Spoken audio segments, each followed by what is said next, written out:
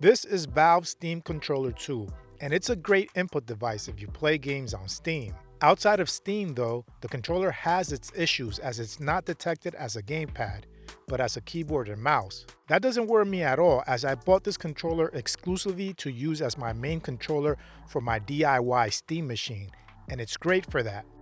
But out of curiosity, I wanted to test this controller on the MiSTer FPGA even though I have no intention of using the controller with it. But I did feel that others might be curious and would like to know how it operates. So here we go. And just to be clear, I'm testing out the second iteration of the Steam controller, not the older Steam controller that came out back in 2015. So I plugged in the controller using a USB-C cable.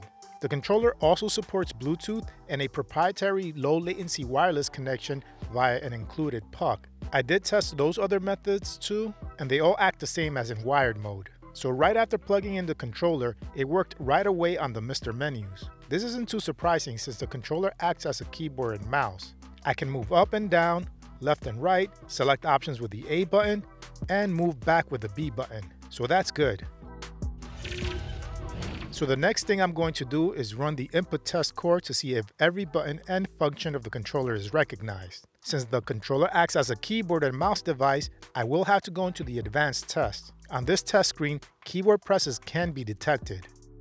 So the D-pad is detected and so are the A and B buttons, which makes sense as I was able to navigate the menus. However, the bumpers, back buttons, X and Y buttons, left and right sticks are all not working, as I get no indication that they are pressed. The right trackpad moves the on-screen mouse pointer around, the right trigger acts as a mouse click, and so does pressing down on the right trackpad.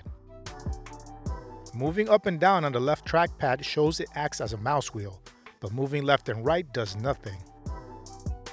I didn't see a way of getting the gyro sensor to work, but from what I read, the gyro relies entirely on a computer running Steam input to translate the gyro movements into mouse cursor movements. I'll put on screen a list of all the detected functions for each button and what their action is.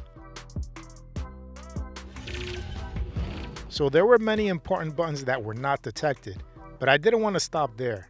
I wanted to see if by any chance if those buttons could be detected when defining buttons in the MiSTer menu and core menus. Unfortunately, they also were not detected there. And even if they were detected, there is another big issue. Since the B button acts as the escape key, when trying to map that button, the mapping function menu automatically exits, making it impossible to map the B button. So this controller is pretty unusable on a MiSTer FPGA. However, I did get an idea. With the trackpads acting as mouse buttons, what about light gun games? So I loaded up the NES core and tried out Freedom Force. The game works, however, games like this one that require precise shooting with limited ammunition can be pretty difficult with the Steam controller. I had a hard time locking in on enemies.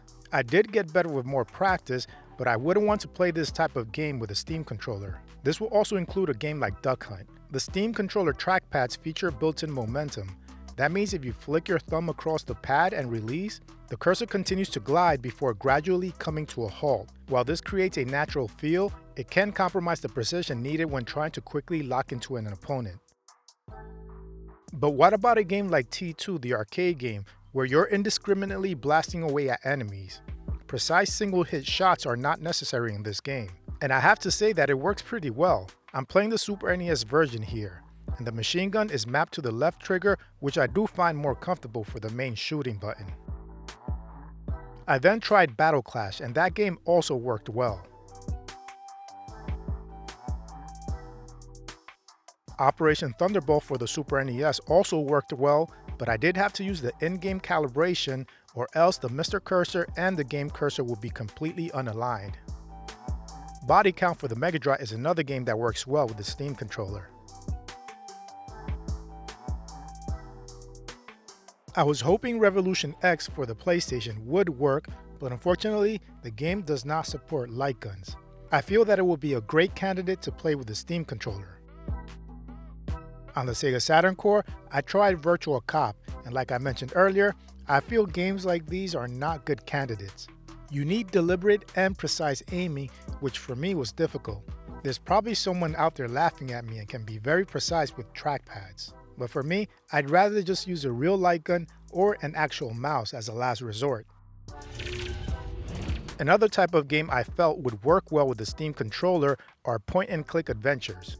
More specifically, ones that do not require you to type anything. King's Quest V is a good game to test with this. So here I'm playing King's Quest V, and this game really works well with its Steam controller. I move the mouse with the right trackpad, change the function of the gameplay cursor with the left trigger, and perform an action with the right trigger or by pressing down on the trackpad. So if I want to talk to a character, I just press the left trigger until I get the talk icon, and then point at the character with the trackpad and either press the right trigger or press down on the trackpad to initiate the talk. I can't see myself sitting back and playing this game on a couch with the Steam controller. Most likely, other Sierra point-and-click adventures will have similar controls, and it would also work well. Also, I wouldn't be surprised if some LucasArts games would work great with a Steam controller. But for this video, I only tested King's Quest V, as I do not plan on using the Steam controller with my MiSTer setups. However, now I wouldn't shy away from playing them on my living room couch with my DIY Steam machine. You might be thinking that this is nice that it works well, but what about loading up the game? You still need a keyboard to type the commands to launch the game. That's where projects like the 0 MHz DOS collection and Zip2VHD come in. They help to consoleize the DOS experience on the MiSTer FPGA by virtual hard disks that are pre-configured so games launch just like a console game. And when paired with a Zapparoo project, I can use an NFC card to launch the game without touching the MiSTer menu. Check the description for the links to these projects. Ultimately, the Steam controller is not a good fit for the MiSTer FPGA. Given how the device operates, this was expected, and since I purchased it specifically for my DIY Steam machine, I never intended to use it with MiSTer regardless. But my curiosity led me to create this video, and hopefully it will help users make an informed decision if they had the MiSTer FPGA in mind with this controller. Unless dedicated support is added in the future, I would advise against buying this controller specifically for use with the MiSTer. If for some reason you do decide to use it with the MiSTer, it is best suited for light gun titles where you simply hold the trigger and spray bullets. It is much less effective for games that demand pinpoint accuracy or have restricted ammo. So I cannot recommend it for titles like Duck Hunt, Lethal Enforcers, or Virtua Fighter, where precision and careful fire management are essential. To improve the experience, I strongly recommend using the controller alongside the Zapparoo project. Utilizing NFC tags to switch games eliminates the need to navigate the MiSTer menus entirely. Anyway, I hope you enjoyed this video. If you did, please give it a like, and if you want to see more content like this, hit the subscribe button and its bell icon so you don't miss any future videos. Thanks for watching, and I'll speak to you next time.